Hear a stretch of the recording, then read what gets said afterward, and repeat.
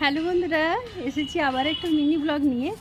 আসলে এখন এসেছি আমি ছাদে, আর ছাদে আপনাদেরকে একটা জিনিস দেখাবো। আমি আসলে আজকে সকালেই এসেছিলাম ছাদে, কারণ আজকে তো সোমবার ছিল, মন্দির যাওয়ার ছিল, তো পুজো দিতে যাব। তাই ভাবলাম ছাদে যাই, আর ছাদে যদি গাছে কোনো পাকা ফল থাকে তাহলে একটা ফল মহাদেবকে দেবো।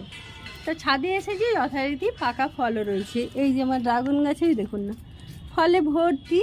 তাই ইচ্ছে তো হবেই যে মন্দিরে দেবো। এই দেখুন পাকা ফলটা দেখতে পাচ্ছেন, পাকা ফল তো আছে, কিন্তু ফলটা দেখুন কি অবস্থা হয়েছে। এই যে পুরো একেবারে বাটি হয়ে গেছে, কিন্তু ফলটার সাইজটা দেখুন কত বড়, দেখা যাচ্ছে কত বড় সাইজটা, দেখছেন?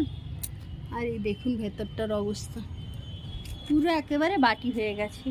এই রকমই এখন হচ্ছে। প্রত্যেক দিন তো এখন ছাদে আসার প্রয়োজন হয় না, বৃষ্টি পড়ছে যেহেতু। আর ওই 3 দিন 4 দিন না এলে তারপরে যখনই ছাদে আসছি তখনই দেখছি ফলগুলোর এই অবস্থা।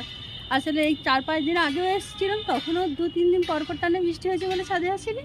আর তারপরেও এই একই অবস্থা, দেখলাম এত বড় একটা ফল আর এরকম খেয়ে নিচ্ছি। ইদানিং কাঠবিড়ালির উপদ্রবটা খুব বেশি বেড়েছে।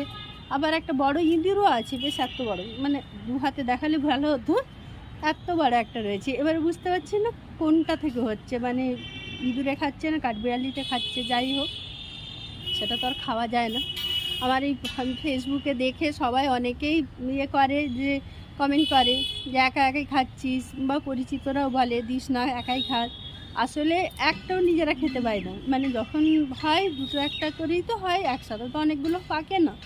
এবারে এত পরিচিতজন রয়েছে, দিতে গেলে মানে একটা করে দিতে গেলেও বহুদিন লাগবে। তো চেষ্টা করছি সবাইকে একটা আধটা করে দেওয়ার। তো তারই মধ্যে যে এখন যে দেবো, ইদানিং একটাও দিতে পারছে না, কাউকে দিতে পারছি না, নিজেরা খেতে পারছি। পাকলে এরকমভাবে খেয়ে নিচ্ছি। আর এই যে বৃষ্টিটা তো রেগুলার হচ্ছে, সেই জন্য ডেলি ডেলি তো আসছি না গাছে জল দিতে। আর এই যে এই যে ফলগুলো দেখছেন, ফলগুলো এতটাই কাঁচা কাঁচা।